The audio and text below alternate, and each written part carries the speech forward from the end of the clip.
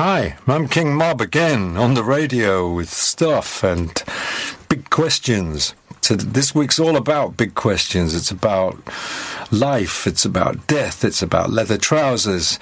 Everything's happening, and it's called Why Did They Do That? And the first song, or piece of music I'm going to play for you actually, is made on vacuum cleaners. Et maintenant sur scène, les triplettes de Belleville.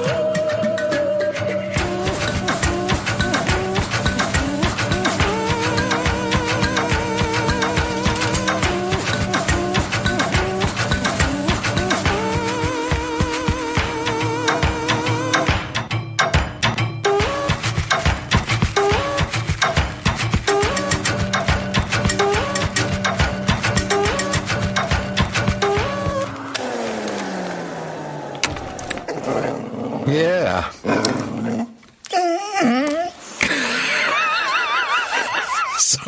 So why would you compose a piece of music like that for an animated film? When I was a professional composer, I enjoyed always working with animators because they were just basically nuts, and the best briefs that you'd ever get would be from animators. It's from a film called Belleville Rendezvous, a French animated film. I think it was in the 90s, and it's a wonderful film, and that's a wonderful sequence, actually, with three mad women and vacuum cleaners. Hope you enjoyed it. I certainly did. Why did they do that? Because an animator asked them to. Paul Jones, the singer with Manfred Mann back in the 60s. I mean, Manfred Mann's another why did they do that, I guess. I mean, why would a guy with a beard that liked jazz come to London in the 60s, early 60s, and form a highly successful beat group that had really more hits than people give them credit for? Manfred Mann were a big act. And the lead singer was charismatic and well-spoken, which didn't always go together in those days, and good-looking.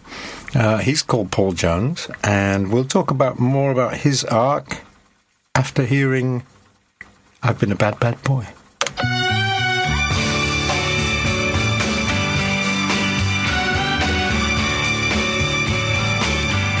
Hey, little girl, I'm in a whirl.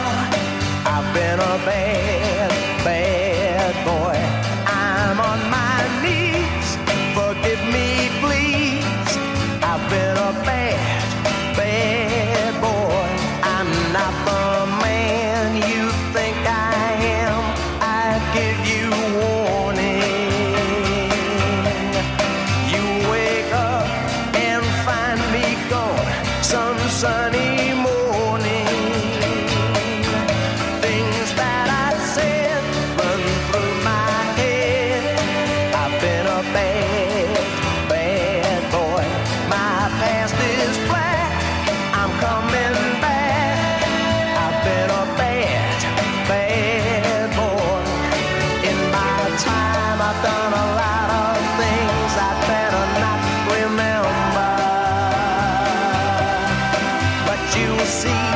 such a change in me.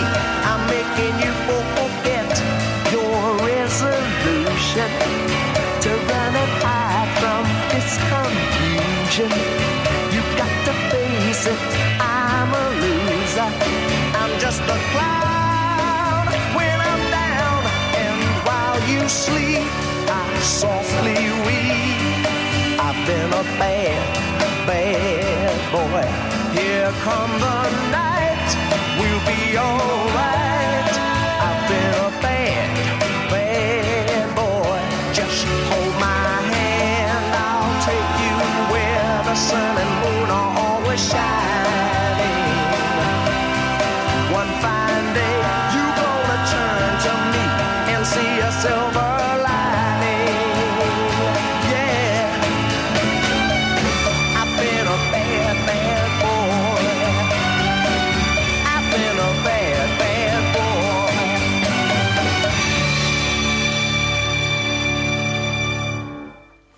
boy. Well, that was Paul Jones's solo single after he left Manfred Mann to start what should have been a bright and flourishing career as a solo performer.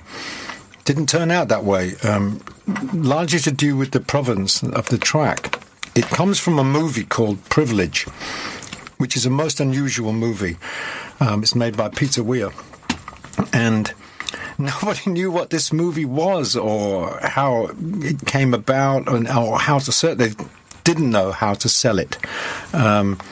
It featured a pop star, played by Paul Jones, who was an instrument of the state. He worked for some authoritarian, futuristic state and was supposed to represent the fact that he'd conformed. The song Bad Bad Boy, in the film, he plays a character that had been a prisoner and a thief and so forth, and then converted to some sort of right-wing Christianity. You can see why I couldn't sell this movie, because it's so damn confusing.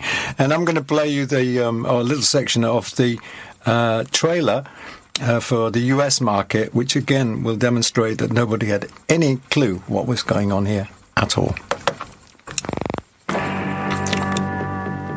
With enthusiastic raves or vehement objections, that is how the press greeted one of the most extraordinary pictures of our time, Privilege.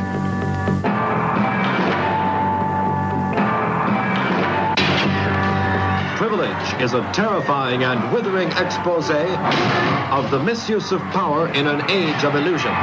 Starring Paul Jones, one of Britain's top pop entertainers, as Stephen Shorter. His first motion picture, your first chance to share this exciting event.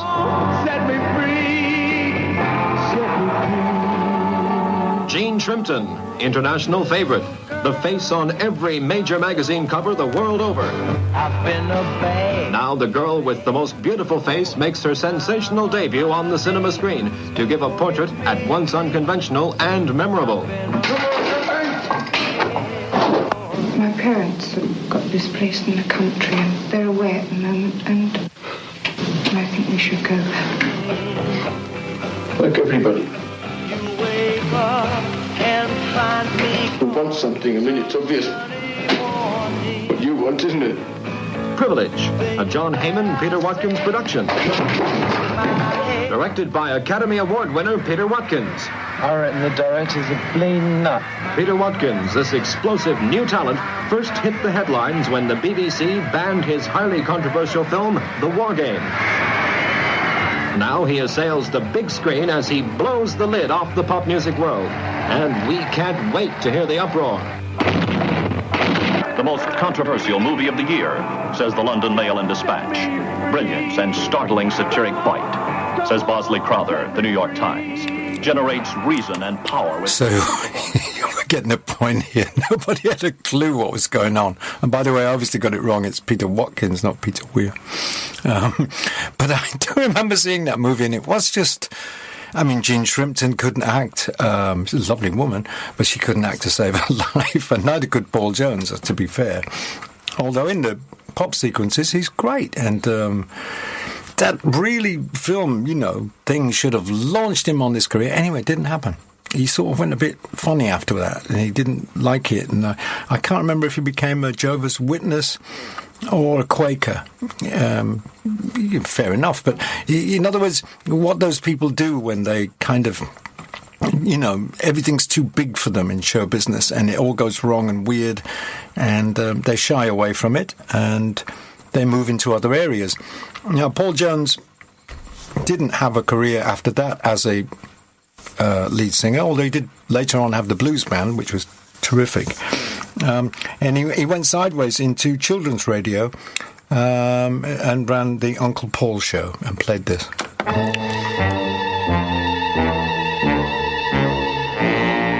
If you go down in the woods today, you're sure of a big surprise. If you go down in the woods today, you better go in disguise. For every bear that ever there was will gather there for certain, because today's the day the teddy bears have their picnic.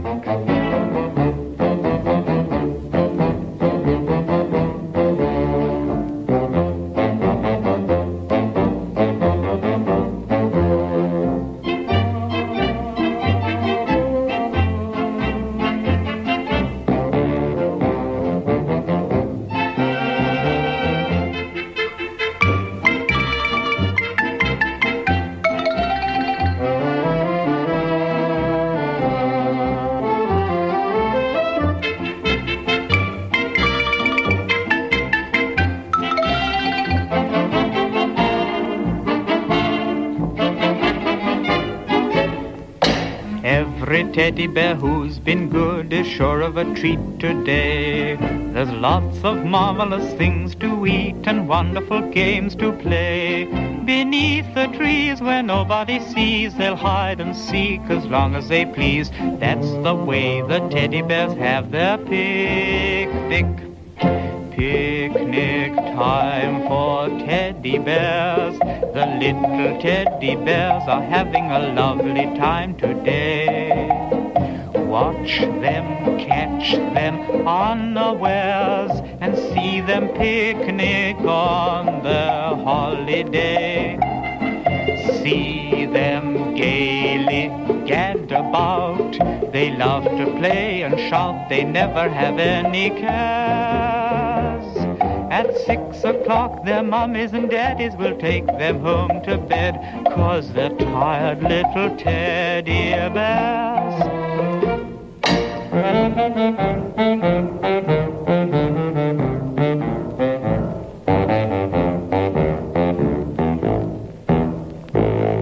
If you go down in the woods today, you'd better not go alone.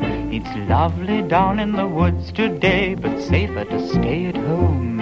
For every bear that ever there was will gather there for certain, because today's the day the teddy bears have their picnic.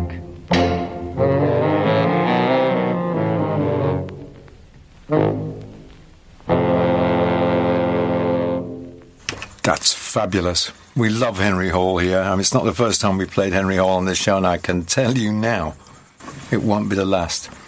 But Paul Jones must ask himself about privilege. Why did he do that? I can't answer. I can give you a weird side story on that, which is that studio with Sharks, 1973, in Basing Street Studios, and the composer of the song you heard a couple of tracks back, Bad Bad Boy, Mark London, was in the studio. He was in the next studio to us. And Mark also wrote To Sir With Love. So he was a really accomplished writer of songs for films. And we were coming down the side stairs. It was kind of quite steep. And I was with Andy Fraser. And all of a sudden, Andy Fraser just leapt on Mark London's back and knocked him flat to the ground, and really nearly, I had to separate the two of them. And I said after, why did he do that? And he wouldn't tell me, Andy Fraser. So, anyway, just one of those things that, I mean, Andy Fraser, I've got to say, was not a very nice guy, as I've said many, many times on the radio. But I never saw him do anything physical, just attack. I mean, he jumped on his back. Mark London didn't know what was happening. I mean, he could have broken his neck. Anyway, that's an amusing story, isn't it? But let's move on to the Beatles. And why did the Beatles do a track called Birthday, which is just mindless lyrics about her birthday, the happy birthday, isn't it great, and everything? Why did they do that? Well, first of all, it's not the Beatles, actually. It's just McCartney. McCartney plays the drums on this track. He plays the bass, and he plays the guitar as well. He's a bit of an all-rounder, Paul McCartney, as we well know. And the story goes that he was really smug at that time because Yesterday, this song that he'd written for the Beatles, became what was known as a golden copyright. And it was, in terms of music collection, it was the most played and most covered song that came out of that whole era. But it still couldn't beat one golden copyright, which was, until 2 years ago, Happy Birthday. Because the people who wrote Happy Birthday had the biggest winner because it was just, everywhere. And apparently McCartney was just enraged by this. He came into the Abbey Road one morning. He was just absolutely enraged when he found out that he wasn't the number one golden copyright man. And so he thought he'd have a pop.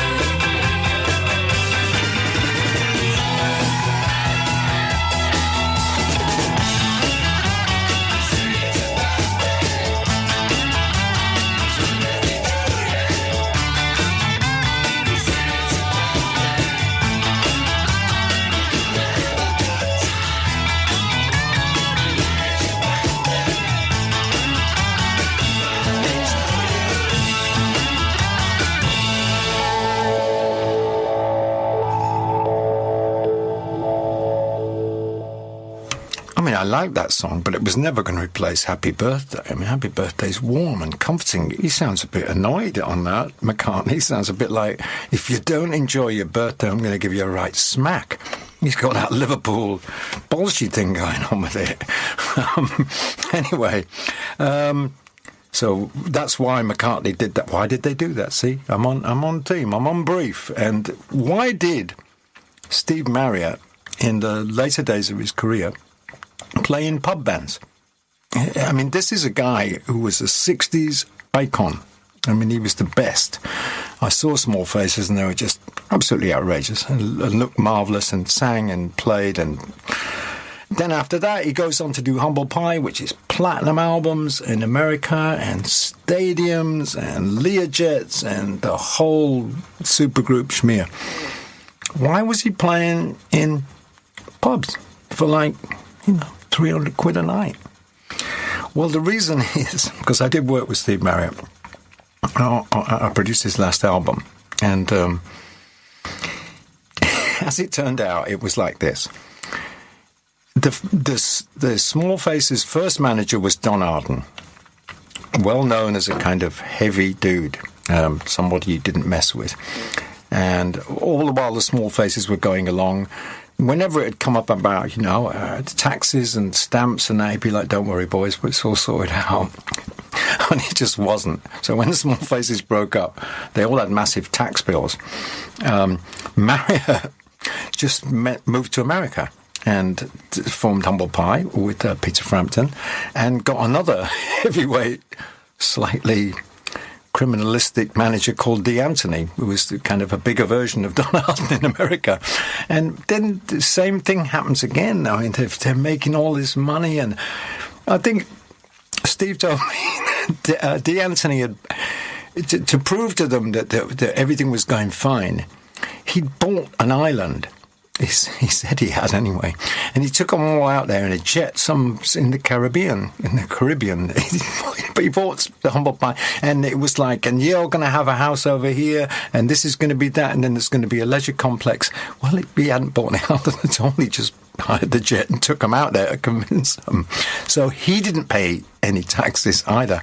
So Marriott ended up couldn't actually work above the line in either Britain or America, because if he had, the minute anything showed up, he would be the tax people would be all over him, and it would be finished.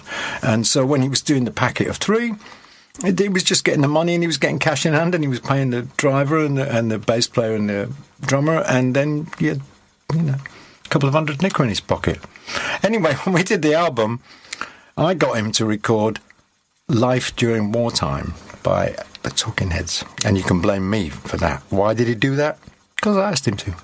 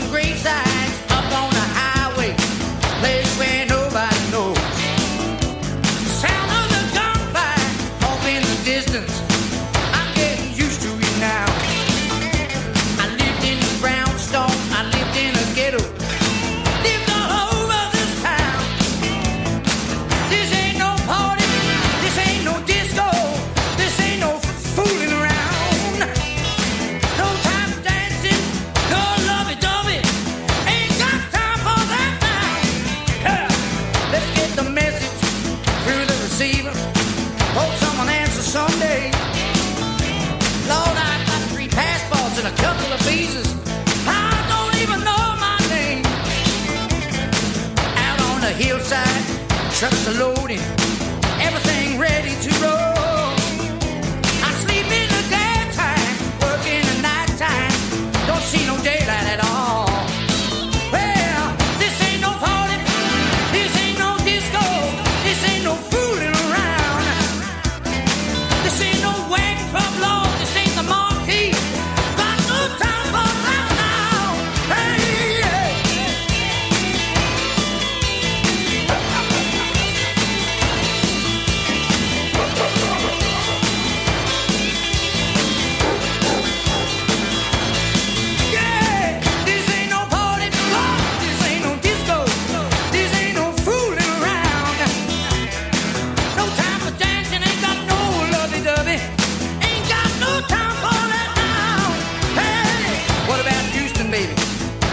Detroit, how about Pittsburgh, PA? You ought to not to ever stand by that window. Someone gonna see you up there. I've got some groceries, some peanut butter to last a couple of days. But I ain't got no speakers, Lord, I ain't got no head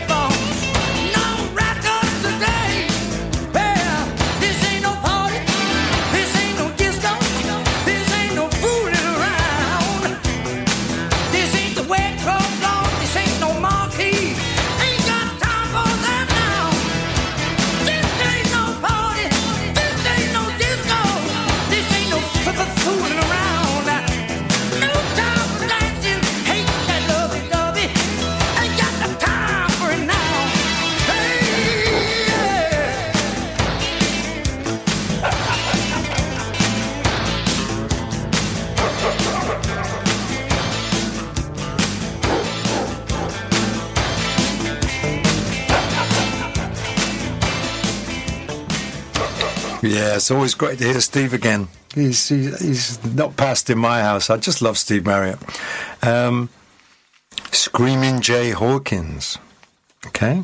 Master of the hoodoo show with the coffins and the skulls and the I Put a Spell on You. And why would he record a really cute ballad about Hawaii? Well, the answer is because he never really wanted to do that Screaming Jay Hawkins thing in the first place. It was a series of accidents. First of all, he had set off to be an opera singer. That's what he wanted to be. And boy, the guy had tremendous vocal chops. And I don't doubt, actually, although room for a black opera singer in those days, probably not very easy. But maybe he could have pulled it off because, he was a genius singer. Anyway, he cuts the song, which is the classic song, Screaming Jay Hawkins, I Put a Spell on You, which he intends to do quite low-key and moody. Maybe the way that Nina Simone covered it a few years later. But it isn't. If you've heard his version of I Put a Spell on You, it's out of order. I mean, just totally out of order. And the story goes that he got drunk and the musicians got drunk and they just ended up with this wild hoodoo version of I Put a Spell on You, which became a tremendous success. Then he stuck with it. And Alan Freed, well-known DJ in the States, paid him $100 to come out of a coffin on stage because he thought it would be great as one of his kind of rock and roll shows. So Screaming Jay Hawkins does that, and then everybody's going crazy. Wow, this is the thing. He's a hoodoo guy, and he's got, fiery masks. And I know it sounds a little like our own Arthur Brown. And in fact, Arthur would be the first to tell you that he was tremendously influenced by Screaming Jay Hawkins, not only by his singing, but also by the theatrical stage show. Anyway, here's Screaming Jay singing cute.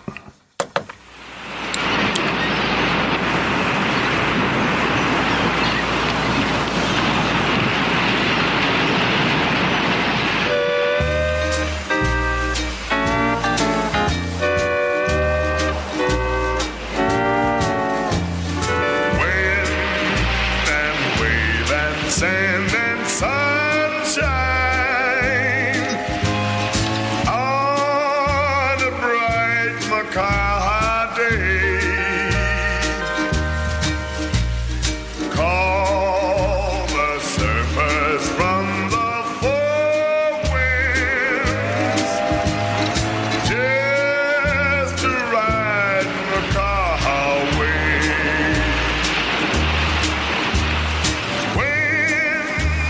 Sends the white spray flying, guide each surfer to the shore. Let them love in old Macaw on the bright Macaw shore.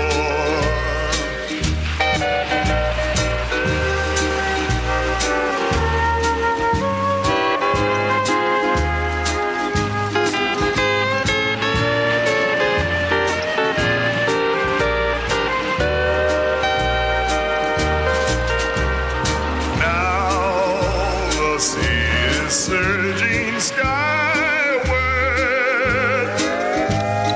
now it rushes with a roar, and the surfers ride their high board toward the bright Macaw shore.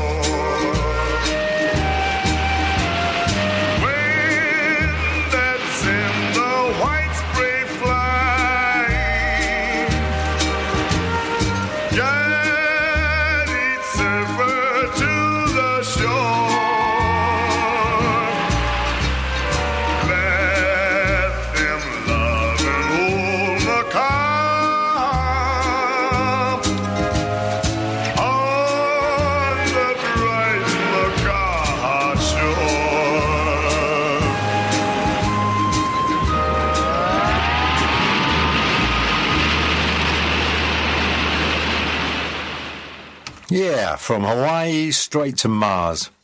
Can't beat that. Red planet in the sky, visible for, throughout since the dawn of time. Humans have seen the baleful red planet up there beaming its red eye at us. And why did they do that? Why did John Carpenter make Vampires of Mars? Because John Carpenter, as you know, I did a show on John Carpenter in the early days of the King Mob show, and my respect for the guy is top. I think he's just a brilliant director, and as we all know, also a brilliant composer of music for film. And in the 90s, he made Vampires of Mars, and it's just awful. The special effects look like from 15 years before. The acting's bad. The action is not good. I mean, John. Well, I think we know why he did that, because it's the baleful influence of the planet Mars. Luckily, they didn't get to the music.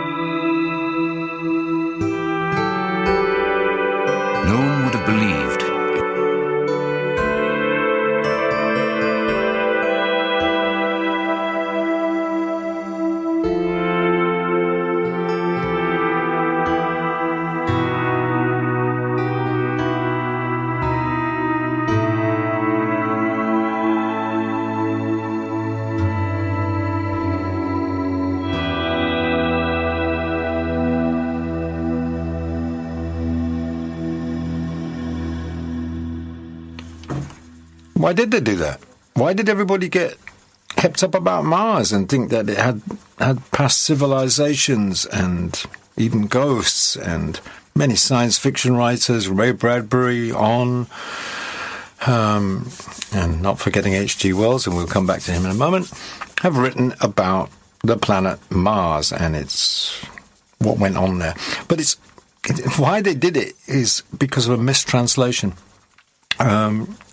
The astronomer Schiaparelli, 1897, saw what he thought were channels on Mars, but it got lost in translation and was reported as in England as canals, and that led to everybody thinking, hey,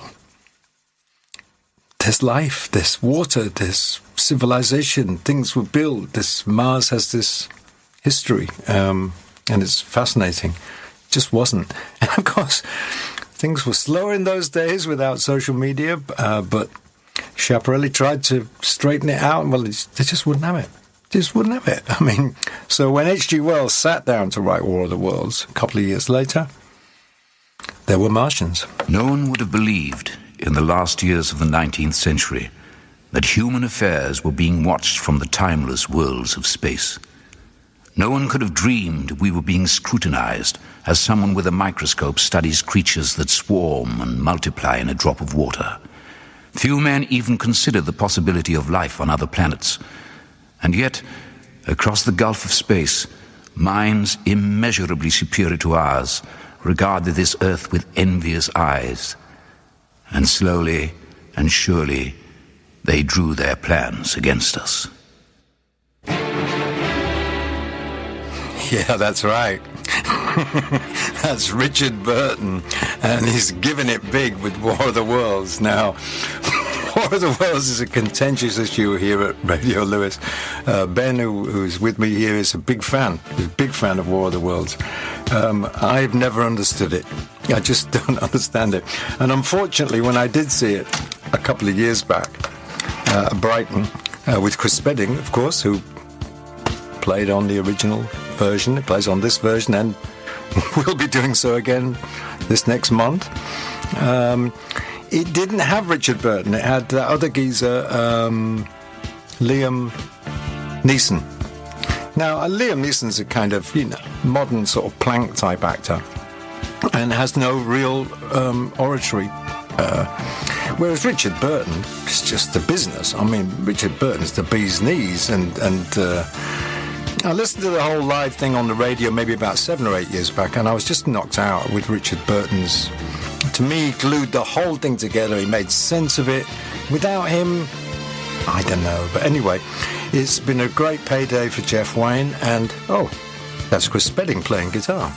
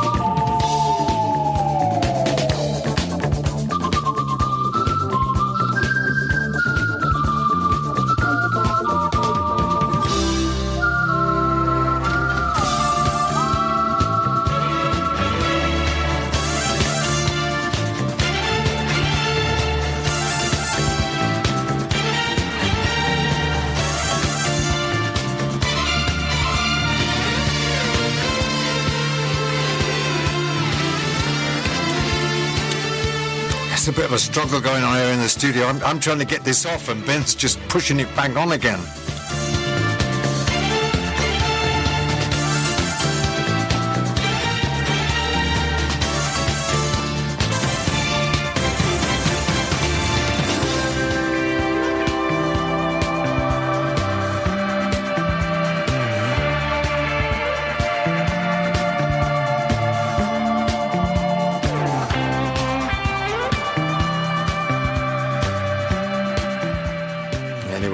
I'm sorry. That's enough. That's Mars to a disco beat. Why did they do it? I don't know. But as I say, it's a payday for Jeff Wayne. It's great, and he always seems to enjoy doing it. And I will say this, because Chris told me about the recording, that people thought when Jeff Wayne did it, he was nuts. They really didn't see that it would have any legs at all. And it's a meticulous production, and hey, it worked. Now, Austin Powers. Here we are. It's 20 years since Austin Powers. I know it's ridiculous. It only seems like a moment, but Danger is my middle name. Ivana Humpalot. I mean, what are we going to say about Austin Powers? Why would you do that? Well, you could say why Mike Myers did that was that it's an affectionate parody of the old school James Bond. And it's beautifully done, and it's very gentle and very innocent and a lot of fun. But I think it's more sinister than that. To tell you, I think it's to do with I'm going to say this very quietly now. I think it's going to do with the CERN laboratory and the Hadron Collider. I think it's all down to that. This is like stuff that's going on that nobody knows about. I mean, there they are in Switzerland, and then it's all built in a big tunnel.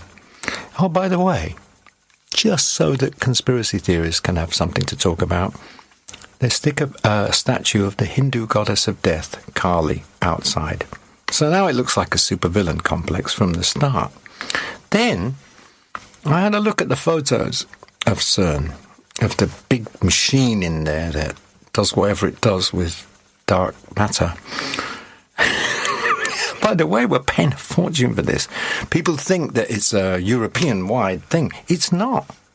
We pay 40%. The UK pays 40% of the money for it, which is an absolute fortune.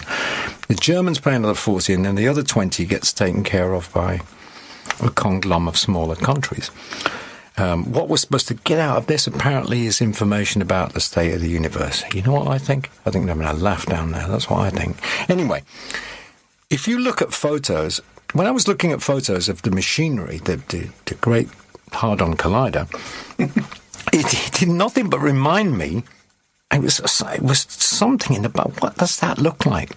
And then I realised that when I'd done the telly show, like a month back, I'd watched a documentary on the 60s series, The Time Tunnel. And when you look at the set of The Time Tunnel and the pictures of the Hadron Collider, they're absolutely the same. They just copied it. I mean, so what I think happened is that scientists are not that bloody clever. I mean, they make that thing, then they put the Kali statue, and then it looks like the time tunnel, and they don't realise that they're influencing whatever's going on with the dark matter. So what I think is a tiny particle of insinuendo and rudity flew back through time to influence things in the 60s that inevitably led to Austin Powers. Am I making any sense? No, but it's a good opportunity to play Do the Shag.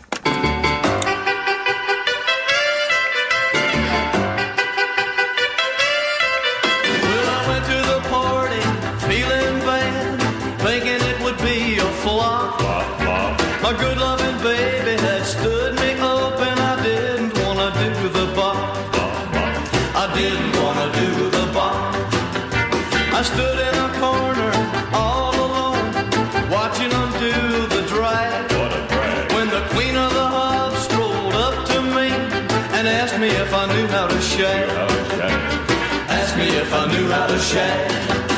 Well, I knew how to walk, I knew how to slide, I knew how to pogo too. I could chicken hop and chop, chop, chop, but the shag was totally new. The shag was totally new. She said, come on, man, let's burn up the floor. The shag is easy to do. She showed me how, and in no time at all, I was shagging too. I was shagging too.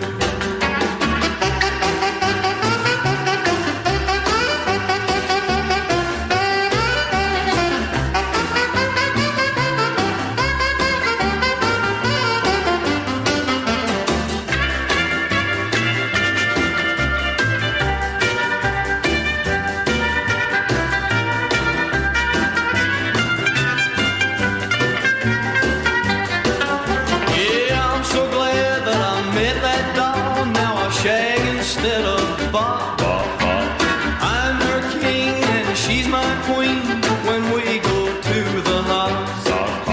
When we go to the hop, we shag instead of bop. We shag instead of bop. The shag is totally cool. The shag is totally cool. And remember Mrs. Kensington from the Austin Powers, his old girlfriend from the 60s, leather-clad, that then moved into the future and became the mother of Elizabeth Hurley. Well, that's based on Kathy Gale, and that's Honor Blackman. And Honor Blackman now lives in Lewes. Wonderful woman.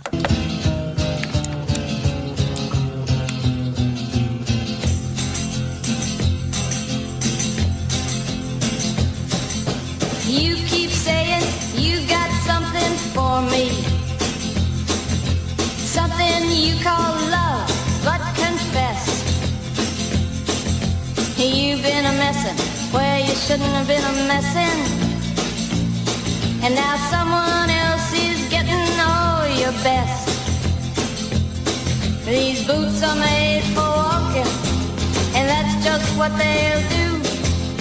One of these days these boots are gonna walk all over you.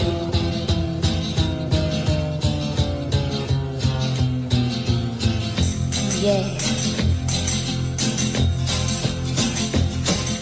You keep lying when you ought to be truthin', and you keep losing when you ought to not bet. You keep saying when you ought to be a-changin'. Now what's right is right, but you ain't been right yet. These boots are made for walking, and that's just what they'll do. One of these days these boots are gonna walk all over you.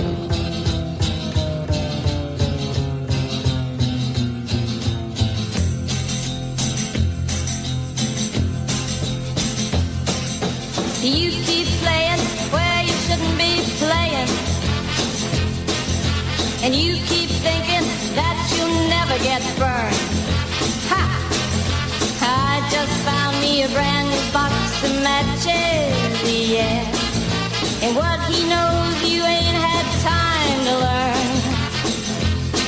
These boots are made for walking, and that's just what they'll do. One of these days these boots are gonna walk all over you.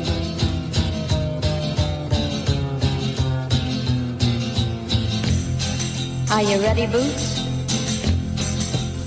Start walking.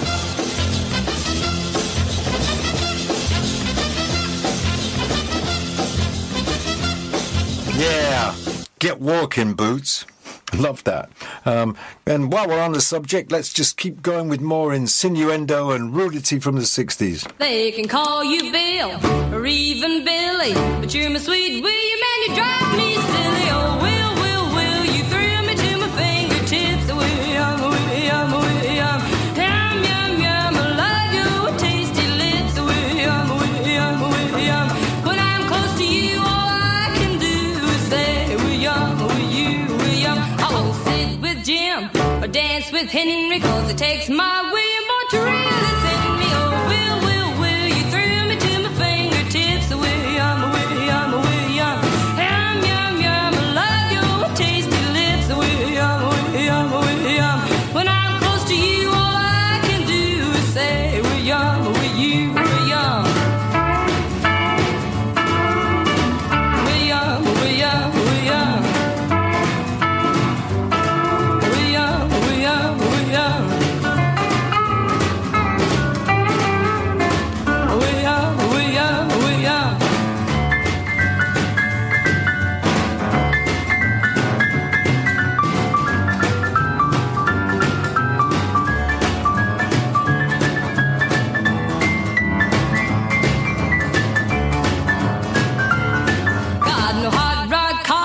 He can't bop, but when he starts rocking, I yell, don't stop. Will, you thrill me to my fingertips. William,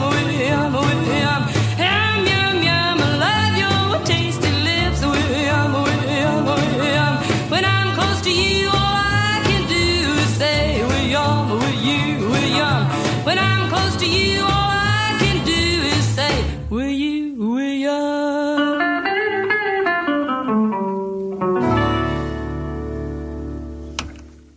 Why did they do that? Because the Hadron Collider made them do it. From the future, it transmitted back to the past, insinuendo, rudity, and that resulted eventually in Austin Powers. Anyway, Coverdale Page. Everybody's talking about Coverdale Page. No, they're not, actually. I read Chris Salowich's definitive biography of Jimmy Page recently, and he just sort of glosses over the whole Coverdale Page thing. It's like a couple of pages. And, I'd never listened to any of the music. And everybody knows I'm a big admirer of Jimmy Page. David Coverdale? Perhaps less so. But I thought I'd better check it out. It's fascinating. There on YouTube is a video, which must have been made in the 90s, although it looks like a sort of, it's got an 80s rock god thing about it. And it's just intended to make David Coverdale look absolutely marvellous. And a fortune was spent on it. And this wind is blowing his hair, and he waves his fingers, and women turn into snakes before him. A huge plasma ball moves towards him as though he's controlling it with his fingertips. And it's like really, about David Coverdale. Jimmy is nicely positioned in the back and playing a really exotic double neck guitar, and he looks good, but it's not about Jimmy Page. I mean, that video is about David Coverdale, and you got to ask yourself, why did they do that? I mean, Jimmy Page is a world-class composer, world-class band leader, world-class producer, and David Coverdale is a guy used to sing in Whitesnake. So you could see why David Coverdale would want to be involved with the Jimmy Page thing, but why would Jimmy want to be involved with David Coverdale? I have theories, but I'm not going to speculate. But what I did find, which kind of backs up my theories a little bit, is a live rehearsal session. And Coverdale is wearing shorts and he's running shoes, and he's rushing about, jumping about and everything, trying to get in on this particular track that I'm going to play you. Whereas Jimmy is just blanking him completely and standing there in front of his amplifiers and playing some fierce and filthy no-quarter blues. Get out the way, no room for anybody. What a player. 1, 2, 3. Oh, that's another mistake. But we like the mistakes, don't we? Because that wasn't anything like it, but this is.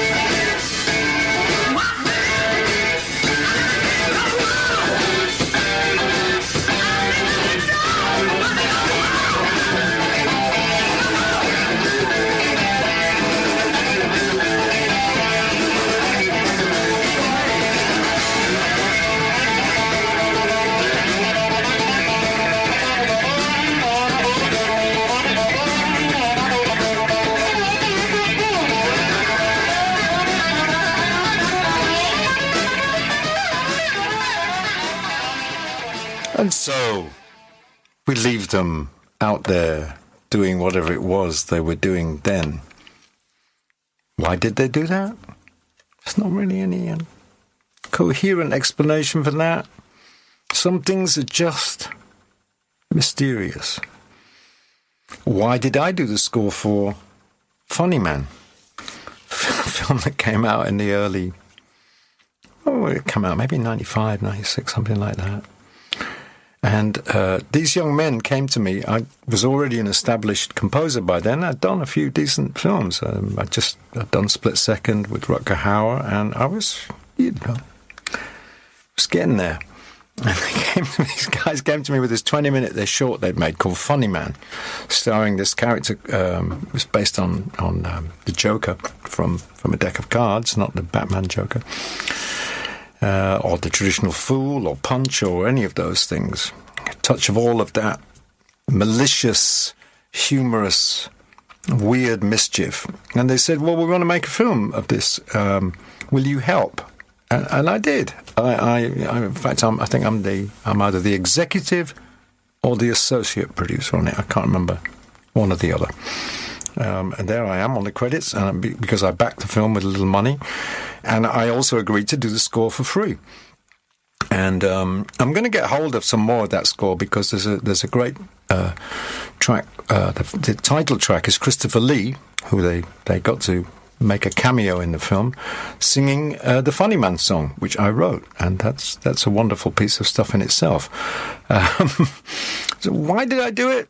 Because I just thought it was great. And when the film came out, it just tanked. I mean, unbelievable. And I think Barry Norman, in his annual roundup, a film, whatever year that was, said, yeah, this is the worst film of the year. Which we're all very proud about. Funny enough, of course, film is still available. I mean, I've worked on some other, so-called bad movies. Howling 2 was it's an atrocious movie. Well, thank you very much. 40-odd years later, it's on Blu-ray, and it has a massive following, and it's arguably better known than Howling 1, and certainly than any of the other sequels. Christopher Lee was in that as well. Anyway, I'm going to play you the end closing music from Funny Man, which will also be the end closing music of the Why Did They Do That show. And why did I make this piece of music? It's sung by the actor Matt Devitt, who played guy who was a would-be rock singer in the film. Why did I do it? I didn't do this for money. I did it because I thought it was a lot of fun, and I enjoyed it very much. So I'm going to kiss you goodbye. And here's Matt Devitt with his one moment of glory.